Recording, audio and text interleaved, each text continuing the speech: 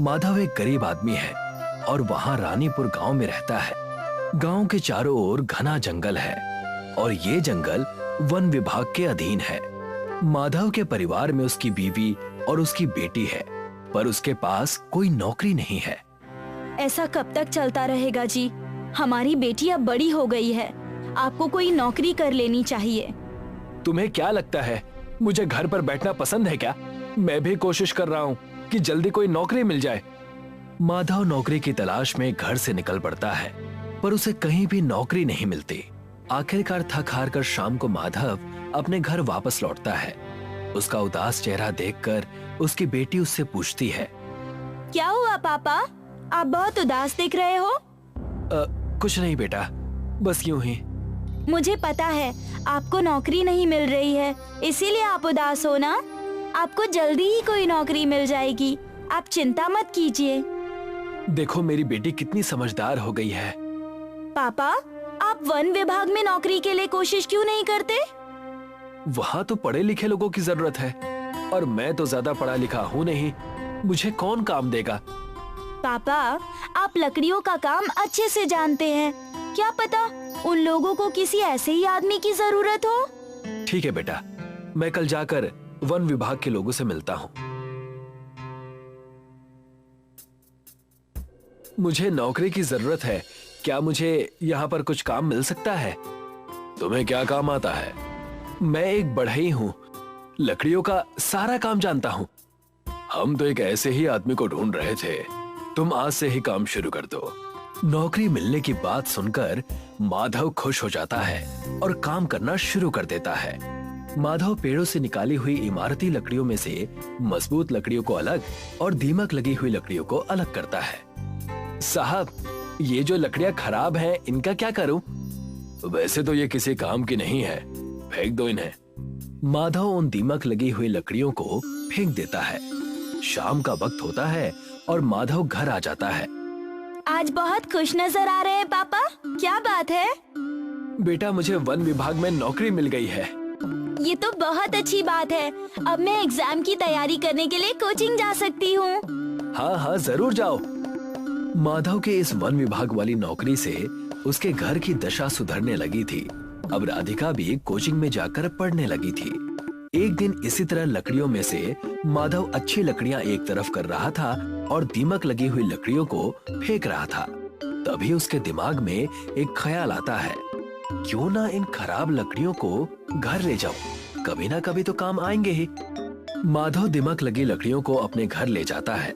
अगले दिन वो सुबह उठकर काम पर आता है और शाम को घर लौटते समय फिर से उन खराब लकड़ियों को अपने घर ले जाता है। इसी तरह जब वो ऐसा करता था तो एक दिन एक लेडी ऑफिसर देख लेती है। अच्छा, तो अब तुम चोरी भी करने लगे हो?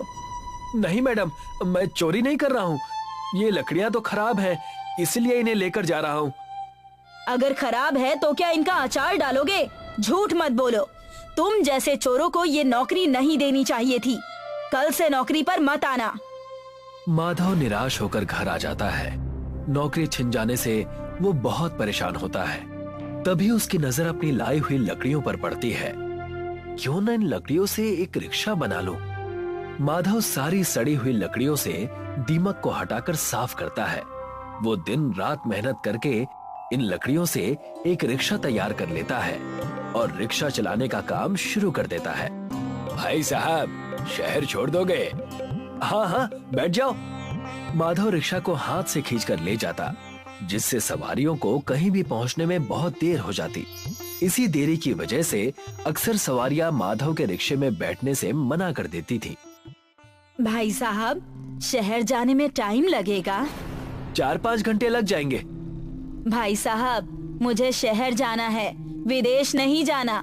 रहने दीजिए, मैं दूसरा रिक्शा देख लूंगी। माधव ने लकड़ियों की मदद से रिक्शा तो बना लिया था, पर उसे उस रिक्शे को हाथ से खींचना पड़ता था। पापा, मेरे एग्जाम्स आने वाले हैं, मुझे शहर जाने के लिए कुछ पैसों की जरूरत है। बेटा, मेरे पास तो पैसे नहीं हैं, पर मैं तुझे अपने रिक्शे में तेरे एग्जाम सेंटर तक छोड़ दूंगा। पर पापा, इसमें तो बहुत टाइम लग जाएगा और मैं एग्जाम के समय तक नहीं पहुंच पाऊंगी।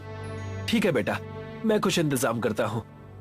माधव सोचने लगता है कि किस तरह से राधिका को एग्जाम देने के लिए शहर भेजा जाए। वो सोच ही रहा था कि तभी उसकी नजर जंगल में पेड़ के नीचे पड़ी एक टूटी फूटी गाड़ी पर पड़ती है। माधव उस गाड़ी के पास जाता है। गाड़ी तो कबाड़ बन चुकी है, पर इसका इंजन मेरे काम आ सकता है।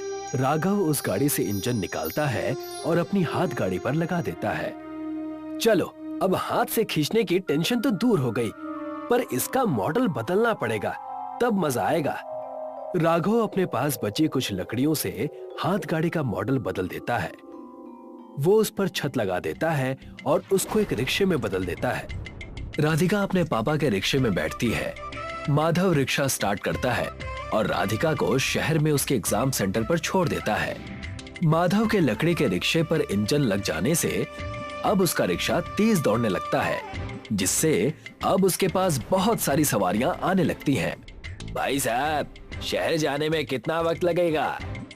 बैठ जाइए, 1 घंटे में पहुंचा दूंगा। इसी तरह से सभी लोग दूसरे रिक्शे को छोड़कर माधव के रिक्शे पर बैठने लगते हैं। ये देखकर एक रिक्शे वाला माधव से जलता है और पुलिस के पास उसकी झूठी कंप्लेन करता है।